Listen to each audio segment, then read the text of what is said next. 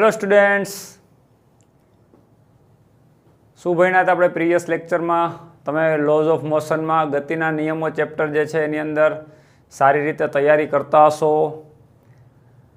તમારો જે છેલ્લો જે લેક્ચર હતો એ કન્ઝર્વેશન ઓફ લિનિયર મોમેન્ટમ, રેખીય વેગમાન સંરક્ષણનો નિયમ આપણે પ્રીવિયસ લેક્ચરમાં જોયો હતો, રાઈટ?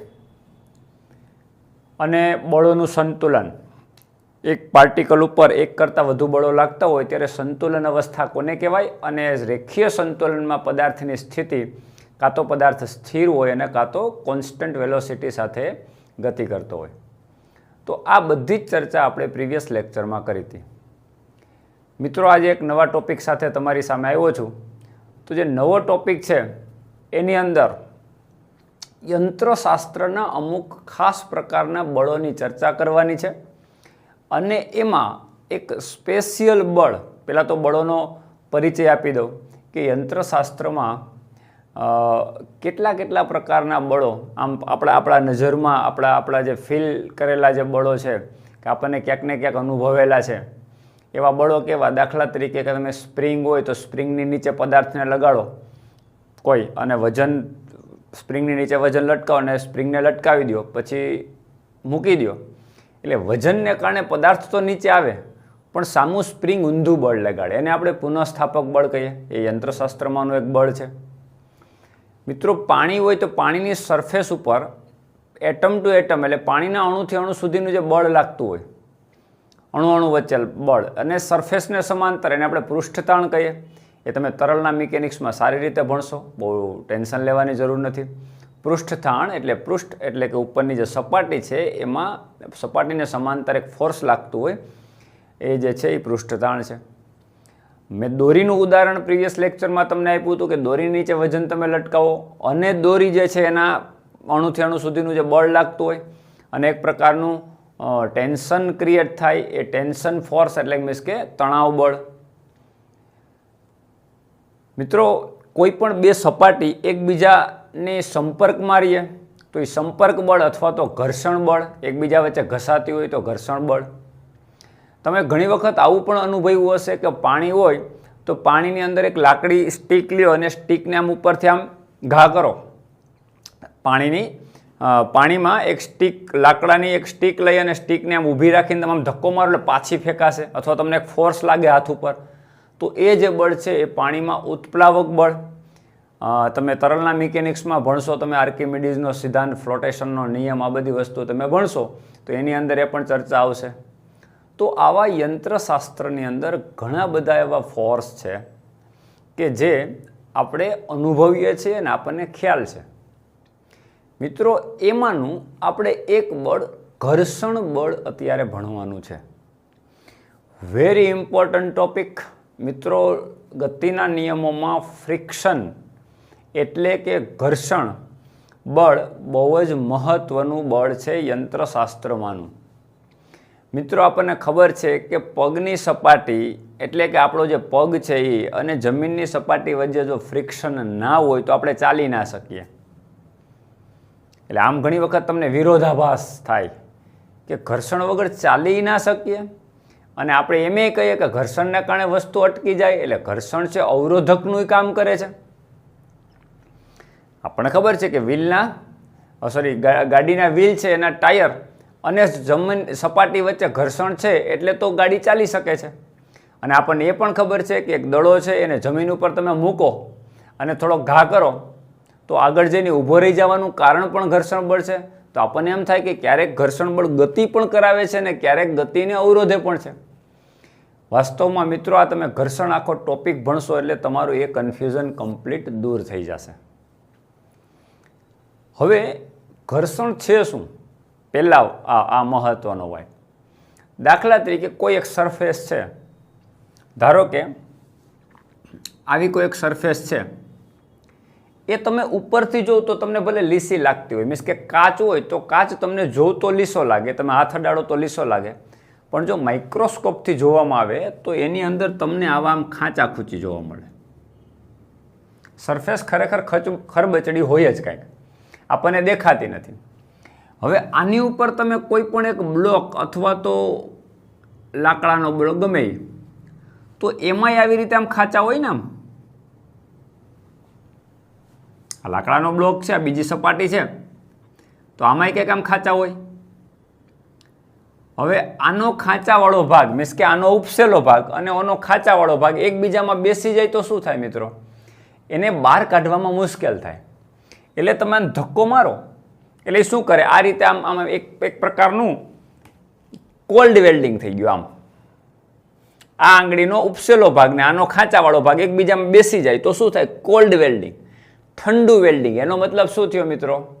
કે એને ઉખેડી તો શકાય, પણ તમે સિમ્પલ થોડુંક એને ફોર્સ આપો તો ઉખેડી શકાય. રાઈટ? તો એ જે ખાંચા ખૂંચી વચ્ચે જે એકબીજામાં બેસી જાય છે અને એને કારણે જે ફોર્સ લગાડો તો વસ્તુ હલતી નથી. ખરેખર તમે વિચારો જી, ચલો તમારે એક 10-15 કિલોનો એક મોટો વજનદાર વસ્તુ છે, 10-15 કિલોની વજનદાર વસ્તુ છે, સરફેસ ઉપર પડી છે, એક બોક્સ છે, એની અંદર 5-10-15 પુસ્તકો છે, એવું આખું વજનદાર બોક્સ છે અને બોક્સને તમારે ધક્કો મારવાનો. ચલો સમજો, બહુ ઇમ્પોર્ટન્ટ વાત છે. આ બોક્સ છે, તમે આને ધક્કો મારવાનો, એફ કાંઈક ધક્કો માર્યો, ચલો એ 10 ન્યૂટન આપણે માપ નથી કરતા, કાંઈક તમે ધક્કો માર્યો તો ન્યૂટને જે વાત કરી એના નિયમમાં કે જો તમે એને બળ આપો તો એ પ્રવેગિત થશે અને એ પ્રવેગ કેટલો હોય તો કે A = F/m જેટલો. F = ma એટલે A = F/m. મિત્રો આ બોક્સનું દળ તો કંઈક છે જ, એમ બોક્સનું દળ એમ તો છે જ, એટલે આની વેલ્યુ તો 0 થવાની જ નથી. એટલે આ કાંઈક છે,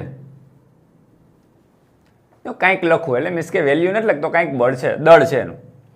અને તમે ધક્કો તો માર્યો છે, તમને ખબર જ છે તમે ધક્કો માર્યો. હવે એ ગમે એટલા ન્યૂટન હોય, 5 ન્યૂટન હોય કે 0.5 ન્યૂટન હોય, ગમે એવું હોય, કાંઈક તો વેલ્યુ છે જ ને મિત્રો. તો કાંઈકના છેદમાં કાંઈક એટલે જવાબ કાંઈક મળવાનો, 0 તો નહીં જ મળે. તો કહેવાનો મતલબ પ્રવેગ કાંઈક મળશે. જો કાંઈક શબ્દ એવું વાપરું કે કંઈક વેલ્યુ હશે, કંઈ પણ 0 તો નહીં જ હોય. રાઈટ? એટલે વસ્તુ પ્રવેગિત થશે જ, થવી જ જોઈએ ને. છતાંય તમે 10-15 કિલોનું બોક્સ હોય એને તમે આમ થોડોક ધક્કો માર્યો તો એ હલતું તો નથી. તમે ફોર્સ લગાડો છો, કાંઈક ફોર્સ આપો છો, બ્લોકનું કાંઈક દળ છે, છતાંય હલતું તો નથી. વાસ્તવમાં તો ન્યૂટનનો ગતિનો નિયમ આ પ્રમાણે ખોટો સાબિત થાય. પણ મિત્રો એવું છે જ નહીં. ન્યૂટનનો ગતિનો નિયમ પરફેક્ટ છે. રાઈટ? પણ આપણે કદાચ એ વાત ભૂલી જતા હોઈએ કે પદાર્થ ઉપર લાગતું નેટ ફોર્સ કાંઈક હોવું જોઈએ, પરિણામી બળ. તમે લગાડેલું બળ છે એ તો છે જ. હવે આની ઉપર કાંઈક બીજું બળ લાગતું હોય તો આપણને એમ થાય કે બીજું કયું બળ લાગે? કોઈ માણસ ધક્કો નથી મારતો, કોઈ વસ્તુ એની ઉપર ફોર્સ નથી લગાડતું. મિત્રો એક અદૃશ્ય બળ છે, ભૂત છે. ઘણી વખત છે ને ભૂત દેખાય નહીં આપણને પણ લાફો મારીને વહી જાય. મિત્રો એવું એક અદૃશ્ય બળ છે કે જે આને તમે આમ બળ લગાડો ને તો આ દાખલા તરીકે સપાટી ઉપર પડ્યું છે, રાઈટ, બોક્સ. જો તમે આને આમ ધક્કો મારો ને તો અદૃશ્ય બળ, જે મેં ભૂતની વાત કરી, આમ ઊંધું ધક્કો મારે. ધારો કે ઈ બળે F થઈ જતું હોય, આ બળ જેટલું હોય એટલું જ આ થઈ જતું હોય, તો F - F = 0 થઈ ગયું. હા, તો હવે ન્યૂટને કીધી વાત સાચી પડે ને મિત્રો, કે નેટ ફોર્સ 0 થઈ ગયો તો પ્રવેગ ક્યાંથી ઉત્પન્ન થશે? પ્રવેગ ક્યારે ઉત્પન્ન થાય? નેટ ફોર્સ મળે તો. હવે આપણે ગણતરી કોના પ્રમાણે કરી? આપણે લગાડેલું બળ. હવે આ અદૃશ્ય બળને તો આપણે ધ્યાનમાં જ ના લીધું. જો અદૃશ્ય બળ છે મિત્રો, એ અદૃશ્ય બળ છે ને એ તો બંને સપાટી વચ્ચેનું કોલ્ડ વેલ્ડિંગ એટલે કે ઘર્ષણ બળ છે. એ અદૃશ્ય બળ છે, એ સ્વયં સંચાલિત છે, એ ઓટોમેટિકલી મેનેજ થાય છે. કઈ રીતે? તમે 10 ન્યૂટન બળ લગાડો તો એ સામું 10 થઈ જાય, તમે 15 ન્યૂટન બળ લગાડો તો સામું 15 ન્યૂટન બળ થઈ જાય. એટલે 15 - 15 0 એટલે નેટ ફોર્સ 0 કરી દે. વસ્તુને હલવા દે નહીં, સ્થિર હોય તો સ્થિર જ રહે. તો આપણને એમ થાય કે તો પછી નેટ ફોર્સ 0 થઈ જતું હોય તો વસ્તુમાં તમે ગમે એટલું બળ લગાડો, દાખલા તરીકે તમે 500 ન્યૂટન બળ લગાડો તો સામું 500 થઈ જાય, થઈ ગયું 0, વસ્તુ હલવાની જ નથી. પણ મિત્રો આ સ્વયં સંચાલિત જે બળ છે એની એક લિમિટેશન છે, એક મર્યાદા છે કે આનાથી વધારે એક કોલ્ડ વેલ્ડિંગ એટલે મીન્સ કે આનાથી વધારે જકડાઈને રહી શકતું નથી. જો તમે આ બળની સામે જીતી જાઓ તો એ હલશે. એટલે કોઈ પણ વસ્તુને આપણે ધક્કો મારે તો હલાવી ક્યારે શકીએ? તમારે ઘર્ષણ બળનો સામનો કરવો પડે અને એ ઘર્ષણ બળ જેટલું બળ થાય એના કરતાં વધારે તમારે આપવું પડે. મેક્સિમમ કેટલું થઈ શકે? ચલો ધારો કે આ બંને સપાટી વચ્ચે મેક્સિમમ ઘર્ષણ બળને આપણે સ્મોલ એફ વડે દર્શાવશું.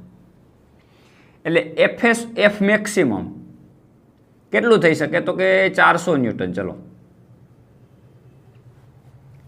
તો તમે જ્યાં સુધી 400 ન્યૂટન સુધીનું બળ લગાડશો, 20, 25, 50, 70, 100, ત્યાં સુધીનું આ સંચાલન થયા કરશે. કેવી રીતે સંચાલન થશે મિત્રો?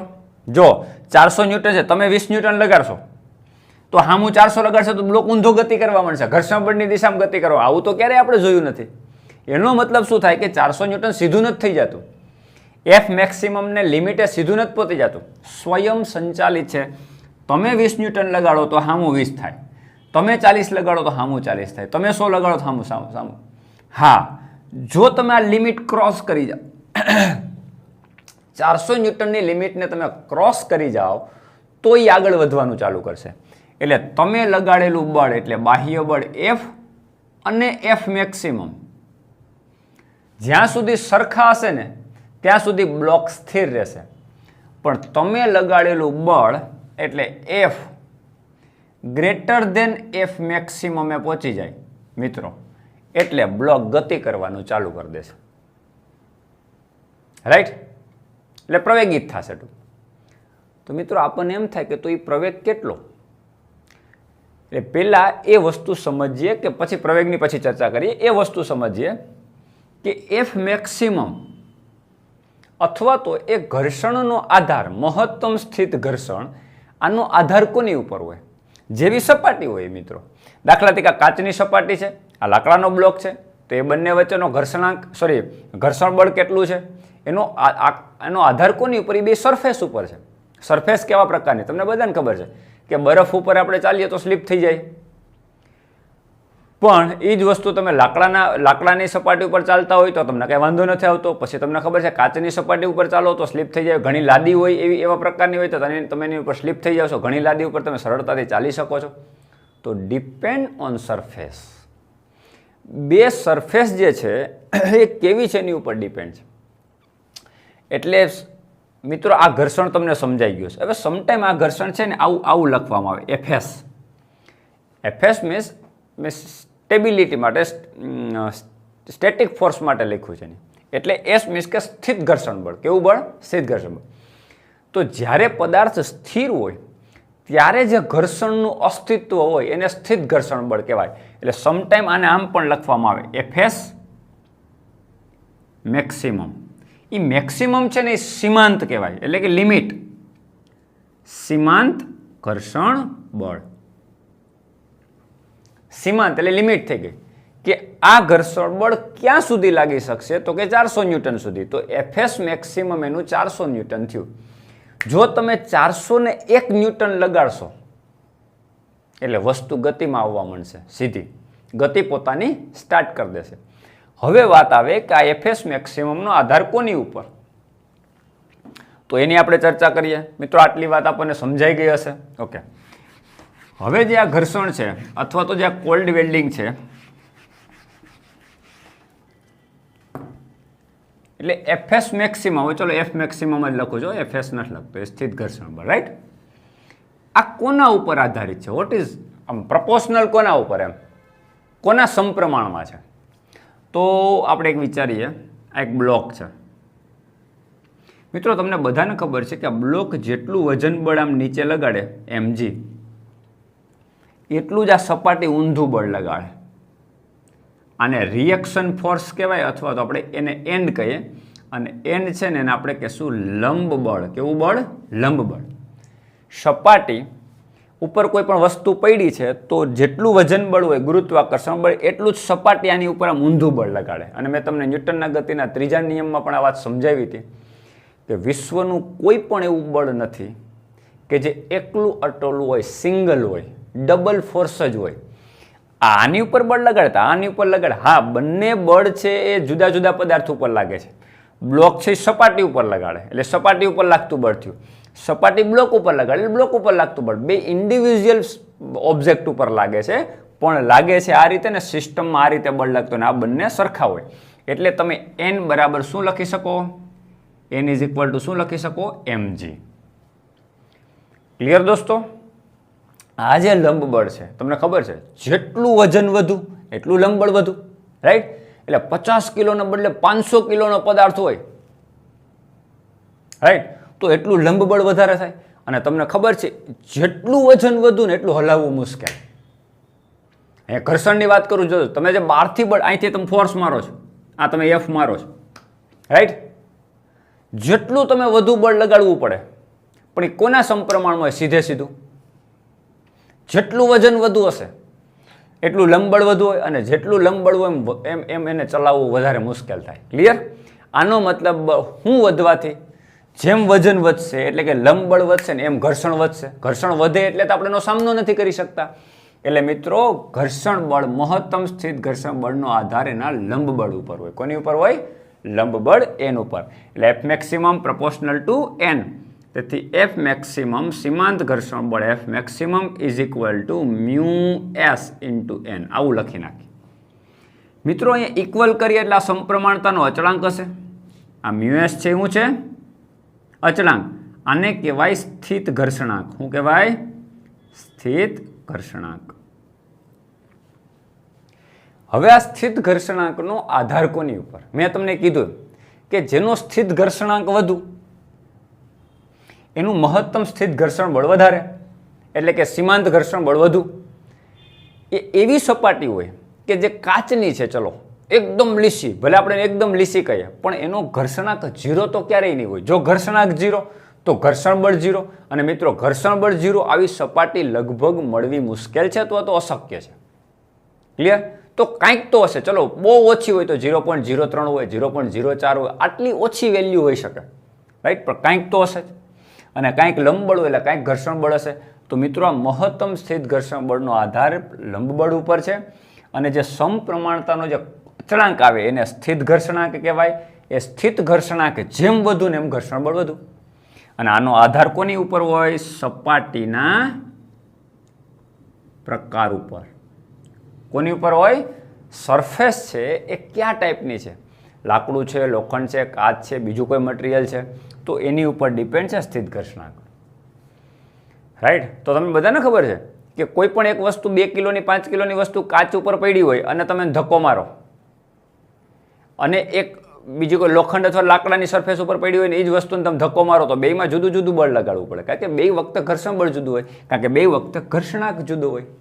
એટલે સપાટીનો કેવો પ્રકાર છે ને એની ઉપર ડિપેન્ડ છે ઘર્ષણ. ક્લિયર? અહીંયા સુધીની એક વાત થઈ ગઈ. હવે સમજો, જો તમારું આ બળ વધી જાય, n is equal two mg, n is equal two mg, એટલે fs અથવા f મેક્સિમમ અત્યારે ઇક્વલ છે μs mg. સમજો, હવે fs મેક્સિમમની લિમિટ કેટલી? તો કે μs mg. આટલું fs મેક્સિમમ છે, રાઈટ? આટલું ઘર્ષણ, મહત્તમ સ્થિત ઘર્ષણ થાય. આ તમે લગાડેલું બળ f એ કોને ક્રોસ કરી ગયું? f મેક્સિમમને ક્રોસ કરી ગયું, રાઈટ? એટલે ગતિ સ્ટાર્ટ થઈ ગઈ. ચલો આ બ્લોક આ દિશામાં ગતિ કરવાનું સ્ટાર્ટ કરી દીધું. આ દિશામાં ગતિ સ્ટાર્ટ થઈ. હવે જે નવું ઘર્ષણ આવશે એ ઘર્ષણનો બીજો પ્રકાર, એને કહેવાય ગતિક ઘર્ષણ. શું કહેવાય? ગતિક ઘર્ષણ.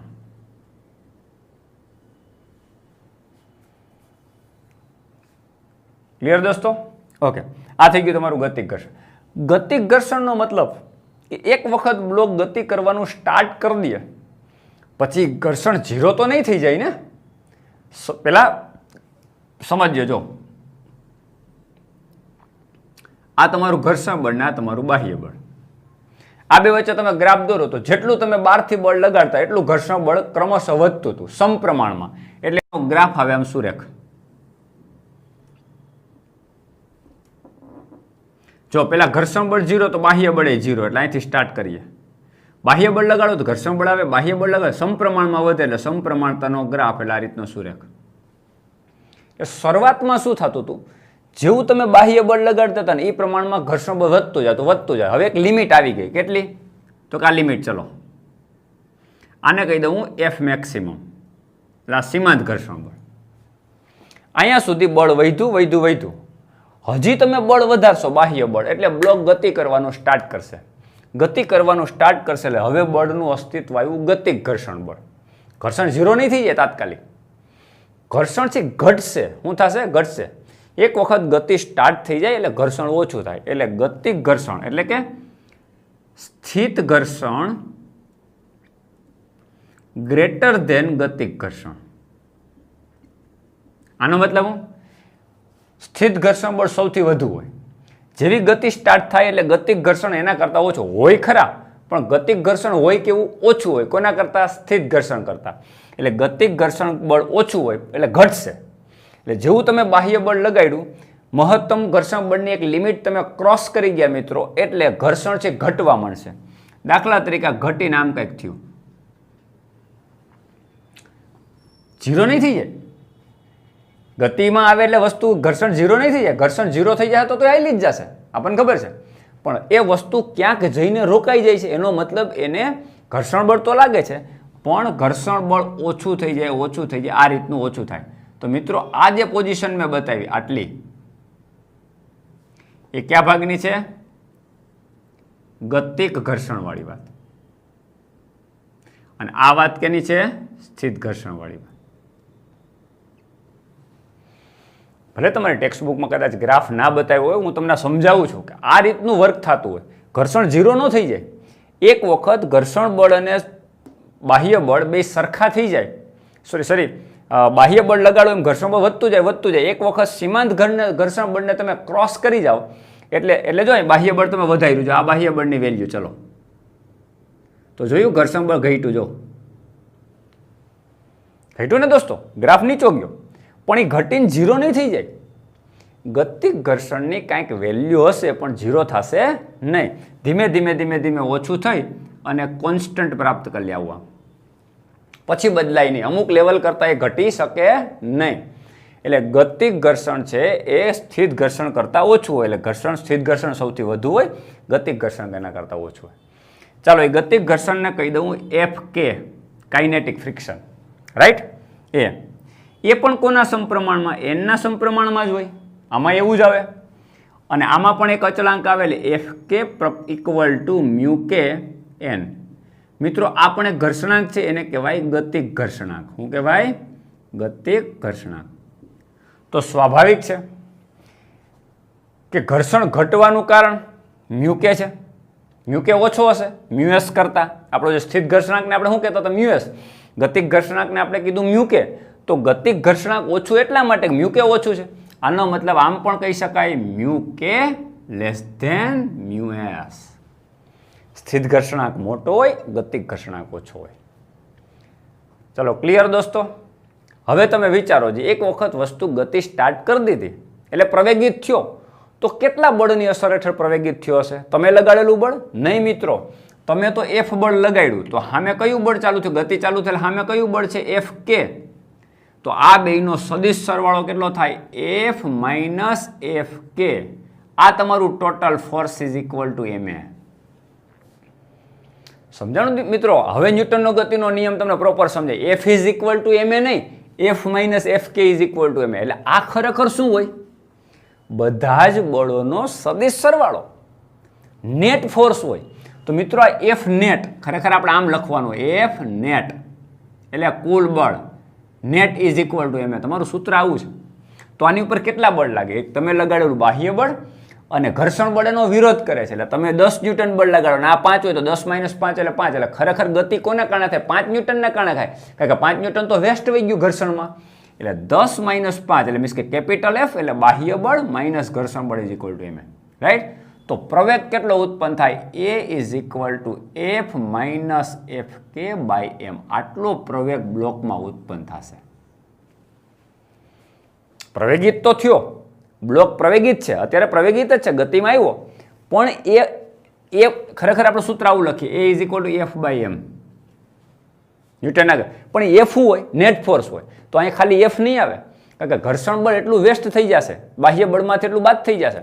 કે તમે 400 ન્યૂટન બળ લગાડશો ને ઘર્ષણ બળ દાખલા તરીકે 200 ન્યૂટન હશે તો 400 - 200 એટલે બ્લોક માત્ર 200 ન્યૂટનની અસર હેઠળ જ ગતિ કરતો કહેવાય મિત્રો. આ વાત ખાસ મગજમાં રાખવાની છે, રાઈટ. કદાચ એવું બને, ચલો આ ઘર્ષણ બળ છે, રેડી. આ તો હું ઘર્ષણ બળની વાત કરું. ચલો કોઈ માણસ એવું કરે કે આમ ઊંધો ધક્કોય મારે છે, આમ ધક્કો મારે, ચલો આમ ધક્કો મારે, આમ ધક્કો મારે, અને ધક્કો 10 ન્યૂટનનો છે, ઘર્ષણ બળ 20 ન્યૂટનનું છે, અને આ છે 400 ન્યૂટનનું, રાઈટ. સમજો કેલ્ક્યુલેશન. તો આ બ્લોક કેટલા બળની અસર હેઠળ ગતિ કરે? 400 આ 10 અને 20 આ તો બે ધક્કા મારે હામાં, ઘર્ષણ બળ વિરોધ કરે, આ ભાઈએ વિરોધ કરે, હામો ધક્કો મારે, કેટલા ન્યૂટન? 20 + 10 એટલે 30, અને 400 માંથી 30 બાદ કરો જે 370. તો આ બ્લોક 370 ન્યૂટનની અસર હેઠળ જ ગતિ કરતો હોય, કારણ કે આ બે આનું શું કરે છે? વિરોધ કરે છે. ક્લિયર દોસ્તો? આઈ હોપ આ વાત બધાને સમજાઈ ગઈ હશે, રાઈટ. તો આને કહેવાય ગતિક ઘર્ષણ. ગતિક ઘર્ષણ છે એ સ્થિત ઘર્ષણ કરતાં ઓછું હોય, ઘટી જાય, અમુક લેવલ કરતાં એ ઘટે નહીં, એટલે કોન્સ્ટન્ટ થઈ જતું હોય. મ્યુકેની વેલ્યુ મ્યુએસ કરતાં ઓછી હોય, રાઈટ. આ થઈ ગયું તમારું ગતિક ઘર્ષણ. ક્લિયર મિત્રો? હવે ઘર્ષણનો ફંડામેન્ટલ તમારું એકદમ પરફેક્ટ થાય એટલે તમારી ટેક્સ્ટબુકમાં ઘર્ષણ પછી જે એક્ઝામ્પલ આપેલા છે એની આપણે ડિસ્કસ કરીએ.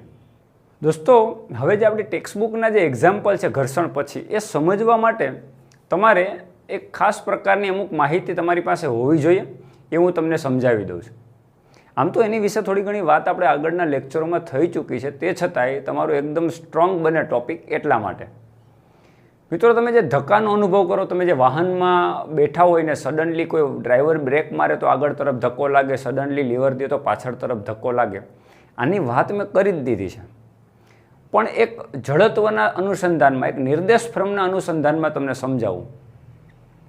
બે પ્રકારની નિર્દેશ ફ્રેમ હોય. એક જડત્વીય નિર્દેશ ફ્રેમ અને એક અજડત્વીય નિર્દેશ ફ્રેમ.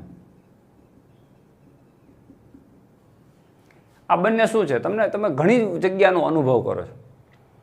ખરેખર શું છે? ન્યૂટન એવું કીધું કે જ્યાં સુધી તમને કોઈ બાહ્ય બળ લગાડવામાં ના આવે ત્યાં સુધી તમે સ્થિર જ રહેવા જોઈએ, નેટ ફોર્સ ના લાગે ત્યાં, અને ગતિ કરતા હોય તો અચળ વેગી ગતિ જાળવી રાખવી જોઈએ, રાઈટ. છતાં એવી નિર્દેશ ફ્રેમમાં બેઠા હોય ને તે ત્યાં ન્યૂટનના ગતિના નિયમનું પાલન નથી થતું. કઈ રીતે? તમે વિચારો કે તમે આ એક વાહનની અંદર બેઠા છો, અથવા તો કોઈક વાહનમાં બ્લોક છે, ચલો બ્લોક છે. હવે આ ટ્રક છે અને ટ્રકનો ડ્રાઈવર આ બાજુ લીવર દે છે. તો તમને ખબર છે કે આ બંને વચ્ચે જો ઘર્ષણ અત્યંત ઓછું હોય અથવા તો ના હોય તો ટ્રકનો ડ્રાઈવર આમ લીવર દે તો આ બ્લોક ધીમે ધીમે આમ ખસવા માંડે ઊંધો. એ શું થતું હશે કે જેવો ટ્રકનો ડ્રાઈવર આમ ધક્કો મારે એટલે આની ઉપર એક વધારાનું ફોર્સ લાગે, જે વર્ચ્યુઅલ છે, આભાસી છે, જે તમને દેખાતું નથી પણ લાગે છે. એટલે તમે જ્યારે જેવો તમને ટ્રકનો ડ્રાઈવર કે તમે બેઠા છો બસમાં બેઠા, બસનો ડ્રાઈવર જેવો લીવર દે એટલે તમને આમ પાછળ ધક્કો લાગે. એટલે આ બળ જે છે એ વાસ્તવિક બળ છે, અને તમે જે પાછળ ધક્કો અનુભવો છો ને એ આભાસી બળ છે. જેમાં તમને આવા આભાસી બળનો અનુભવ થાય એ બધી જ નિર્દેશ ફ્રેમ અજડત્વી છે. ટૂંકામાં સમજાવી દઉં એટલે તમને આઈડિયા આવી જશે. આ નિર્દેશ ફ્રેમ તમારા માટે અજડત્વીય થઈ. શું કામ? એમાં ન્યૂટનના ગતિના નિયમનું પાલન નથી થતું. જો પ્રથમ નિયમમાં શું કીધું કે જ્યાં સુધી ન્યૂટનના ગતિના બીજા નિયમમાં કીધું કે આટલું બળ લાગે તો આટલું મૂલ્ય, આટલો પ્રવેગ ઉત્પન્ન થાય. પણ ન્યૂટનના ગતિના પ્રથમ નિયમમાં શું કીધું કે બળ લગાડો તો પ્રવેગિત થાય. તો તમારી ઉપર તો આ બ્લોક ઉપર તો ક્યાં બળ લગાડ્યું? હા, વાસ્તવમાં કેવું થયું કે આ બ્લોક છે એવી નિર્દેશ ફ્રેમમાં બેઠો છે કે એની ઉપર એક વ્યક્તિ આ દિશામાં બળ લગાડે છે. તો એની ઉપર બેઠેલો વ્યક્તિ મીન્સ કે બ્લોક જે છે અથવા તો કોઈ વ્યક્તિ છે એની ઉપર આમ બળ લાગે છે, રાઈટ. તો આ દિશામાં તેને કોઈ ધક્કો મારવા આવ્યું જ નથી, એટલે એક પ્રકારનું આભાસી બળ ક્રિએટ થયું. તો આમાં ન્યૂટનના ગતિના પ્રથમ નિયમનું સીધું ઉલ્લંઘન થાય છે, રાઈટ. તો એ બધી નિર્દેશ ફ્રેમ કેવી કહેવાય? અજડત્વીય કહેવાય. હવે જો આ બળ ખૂબ વધારે હશે તો આમ ગતિ કરે, થોડુંક જ બળ હશે. ધારો કે આ વાસ્તવિક બળ, જેટલું વાસ્તવિક બળ હોય ને એટલું સામું આભાસી બળ હોય.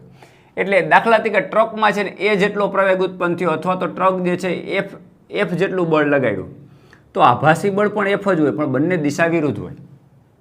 એટલે ટ્રકમાં પ્રવેગ કેટલો ઉત્પન્ન થયો તો કે ટ્રકનું દળ એફ એમ લઈ લઈને એ, એટલે ટ્રકમાં પ્રવેગ કેટલો ઉત્પન્ન થયો એ કઈ દિશામાં? આ દિશામાં.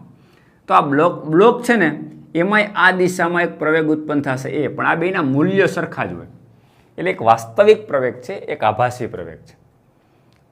આવું નિયમિત ગતિમાં નહીં થાય, આવું સ્થિર વાહનમાં નહીં થાય. વાહન સ્થિર પડ્યું તો આની ઉપર કોઈ પ્રકારનો ફોર્સ નહીં લાગે, આવું આભાસી બળ હશે જ નહીં. રાઈટ?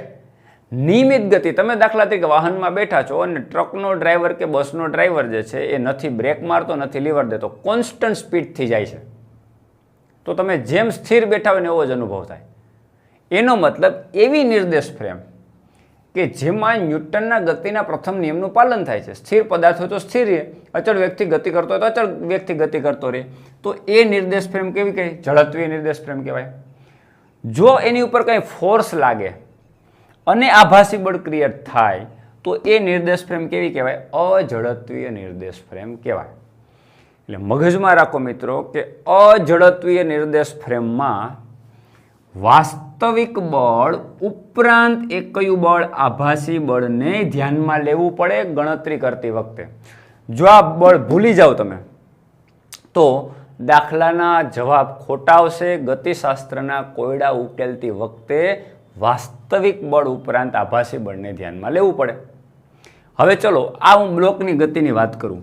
આ બ્લોક ભલે સ્થિર છે, આની ઉપર બીજું કોઈ બળ નથી લાગતું, પણ ટ્રક ગતિ કરશે અને જેવો લીવર દેશે કે બ્રેક મારશે, બ્રેક મારે એટલે કેમ બળ ઉત્પન્ન થાય? આમ ઘર્ષણ બળ આમ ઉત્પન્ન થાય ને, ઊંધું ગતિની વિરુદ્ધ. તો ઘર્ષણ બળ એ વાસ્તવિક બળ થયું. તો આ બ્લોક ઉપર બળ આમ ઊંધું લાગશે ઘર્ષણ બળની વિરુદ્ધ, એટલે જેવો બ્રેક મારશે ને એટલે બ્લોક આગળ તરફ ધકેલા, જેમ આપણે આગળ તરફ ધકેલા એમ. રાઈટ? તો આ બળ કેવું થયું? આભાસી બળ થયું. તો બ્લોકની ગતિની મિત્રો ચર્ચા કરતા હોય અને એની ઉપર લાગતા બળોની ગતને ધ્યાનમાં લેવા જોઈએ. તો જો તમે આ બળ ધ્યાનમાં ના લ્યો તો સ્વાભાવિક છે કે ગતિશાસ્ત્રના કોયડા ઉકેલતી વખતે તમારે એમસીક્યુ સોલ્વ કરતી વખતે જવાબો ખોટા આવે, કારણ કે એની ઉપર આભાસી બળ લાગે તો છે, કારણ કે અજડત્વીય નિર્દેશ ફ્રેમમાં બેઠો છે, તો એની ઉપર બળ લાગે છે, તો એ બળની ચર્ચા કરવી પડે. આઈ હોપ આ વાત ક્લિયર છે. લીપમાં પણ તમે એવો અનુભવ કરો, તમે જોજો લીપમાં તમે જ્યારે લીપ ઊભી રહી ત્યારે આમ ધ્રાસકો લાગે, એવું કંઈક આમ અંદરથી આપણને એવું ફીલ થાય. એ વાસ્તવમાં શું હોય? લીપ ધીમે ધીમે ઝડપ ધીમી કરીને ગતિ ધીમી કરે છે, એટલે એ પ્રવેગિત થઈ. તો જેટલો પ્રવેગ નીચે તરફ ઉત્પન્ન થતો હોય એટલો આભાસી પ્રવેગ ઉત્પન્ન ઉપર થતો હોય. જો લીપ ઉપર જતી હોય પ્રવેગી ગતિ કરીને તો આભાસી પ્રવેગ એટલો નીચે થતો હોય. એટલે એનું પણ ચલો ઉદાહરણ આપો. દાખલા તરીકે આ લીપ છે, રાઈટ? આની ઉપર એક બ્લોક છે, તો બ્લોક ઉપર લાગતું બળ ગુરુત્વાકર્ષણ બળ mg તો હોય જ ને. દાખલા તરીકે બ્લોકનો દળ m છે તો એ તો લાગતું જ હોય, ગુરુત્વાકર્ષણ બળ તો છે જ. પણ જો આ લિફ્ટ ઉપર તરફ ગતિ કરતી હોય અને એ જેટલા પ્રવેગથી ગતિ કરતી હોય, સમજો એ જેટલા પ્રવેગથી ગતિ કરતી હોય, તો આ બ્લોકમાં આભાસી બળ એ જેટલો પ્રવેગ ઉત્પન્ન થાય. કઈ તરફ? નીચે. એટલે કે નવું ફોર્સ અસ્તિત્વમાં આવે. કયું? આ એ આભાસી હોય. એટલે ઓલરેડી mg તો છે જ. હવે એક નવું બળ આવ્યું એ ma થશે, કારણ કે દળ ગુણ્યા પ્રવેગ એટલે જ બળ થાય ને. આ બળ જ છે ગુરુત્વાકર્ષણ બળ. આભાસી પ્રવેગ નીચે અને પ્રવેગને દળ વડે ગુણો તો આ બળ થઈ ગયું ને. એટલે એક બળ કયું? mg અને એક બળ આ. એટલે આ જે વાસ્તવિક બળ છે એમાં તો આ જે છે ને આભાસી બળ છે ma. જેટલો લીપમાં પ્રવેગ ઉત્પન્ન થાય એટલો જ આ બ્લોકની અંદર નીચે તરફ આભાસી પ્રવેગ ઉત્પન્ન થતો, કારણ કે લીપ પ્રવેગી ગતિ કરે. જો પ્રવેગ ન હોત લીપમાં મિત્રો તો આ બળ આવત જ નહીં, કારણ કે જડત્વીય નિર્દેશ ફ્રેમ થઈ ગઈ. એની ઉપર આભાસી બળ જેવું કાંઈ હોય નહીં, તો એનું માત્ર કયું બળ લાગે? mg. જો લીપ એ જેટલા પ્રવેગથી ઉપર જાય તો વધારાનું એક ફોર્સ ma લાગે. મિત્રો આ બધી ચર્ચા મેં તમને જે બુક લખેલી છે the complete book of physics, તો એની અંદર NCERT સિવાયના જે કોન્સેપ્ટ આપ્યા છે, નીટ અને JEE રિલેટેડ કોન્સેપ્ટ, એની અંદર બધા જ કોન્સેપ્ટ કવર કરી લીધા છે કે ભાઈ આ બળ વાસ્તવિક બળ છે તો આભાસી બળ કયું લાગે? ma. તો ટોટલ બળ કેટલું થાય? mg પ્લસ ma થાય. તો ફાઇનલી કેટલું થયું? mg plus a. તમે જોયું મિત્રો, જો બ્લોક એમનેમ હોત અને લીપ અચળ વેગથી ગતિ કરતો હોત તો એની ઉપર પ્રવેગ જી જ ઉત્પન્ન થાત, એટલે કે બળ mg જ હોત.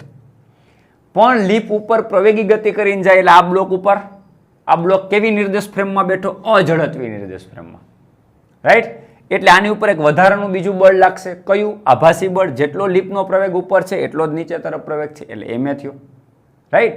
એટલે mg પ્લસ ma, એટલે કે mg પ્લસ ma, એમ કોમન કાઢો તો g પ્લસ a, તો થઈ ગયો g પ્રવેગ એનો વાસ્તવિક હતો, પણ એ લીફનો પ્રવેગ છે. જેટલા લીફથી ઉપરથી જેટલા પ્રવેગથી જાય ને એટલા પ્રવેગથી એટલો પ્રવેગ આ બ્લોક ઉપર નીચે તરફ લાગે, એટલે એનો પ્રવેગ g ને બદલે શું થઈ ગયો? g પ્લસ a થઈ ગયો, તો એટલો આભાસી પ્રવેગ લાગે. એટલે ગતિશાસ્ત્રના કોયડા ઉકેલતી વખતે મિત્રો નિર્દેશ ફ્રેમ જ્યારે અઝડત્વીય હોય, અઝડત્વીય નિર્દેશ ફ્રેમ હોય ત્યારે ખાસ ધ્યાન રાખો કે પદાર્થ ઉપર જે વાસ્તવિક બળ લાગે છે એ ઉપરાંત એક આભાસી બળને પણ ધ્યાનમાં લેવું જોઈએ. ક્લિયર મિત્રો? એટલે આને આપણે એના અનુસંધાનમાં આપણે વિચારીએ.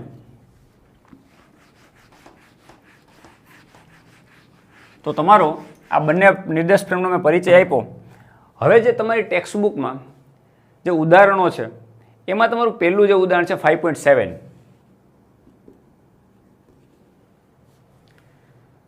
ઘર્ષણ પછી, એમાં તમને એમ કીધું કે એક બ્લોક જે છે બોક્સ એ ટ્રકના તળિયા વચ્ચેનો સ્થિત ઘર્ષણાંક જે છે 0.15 છે. એટલે આ ટ્રક છે, આ ટ્રકનું મોઢું, આ ટ્રક આમ જાય છે, અહીંયા બ્લોક છે. હવે ટ્રકની નીચેની સપાટીના આ જે બ્લોક છે બોક્સ, આની વચ્ચેનો જે ઘર્ષણાંક છે એ મ્યુ ઇઝ ઇક્વલ ટુ 0.15 છે. આવું આપ્યું, રાઈટ. હવે તો ટ્રકના તળિયા ઉપર રહેલ બોક્સ સ્થિર રહે તે માટે ટ્રકનો મહત્તમ પ્રવેગ શોધો. આને આપણે સ્થિર રાખવાનું. ટ્રકને કંઈક પ્રવેગ સાથે ગતિ કરાવો. ચલો ટ્રકનો પ્રવેગ ધારી લ્યો એ છે. જેટલો પ્રવેગ ટ્રકનો એટલો હશે એટલો જ આને આભાસી પ્રવેગ એ ઉત્પન્ન થાય. એટલે દાખલા તરીકે આ બ્લોકનું દળ એમ છે તો આની ઉપર કેટલું બળ લાગે? ma લાગે. હવે આ ma આમ લાગે, આ બંને વચ્ચે ઘર્ષણ બળ છે એટલે આમ બળ લાગશે ને, એટલે ઘર્ષણ બળ આમ ઉત્પન્ન થતું હોય ઊંધું હોય. આ ઘર્ષણ બળ આને હલવા દેશે નહીં. ક્યાં સુધી?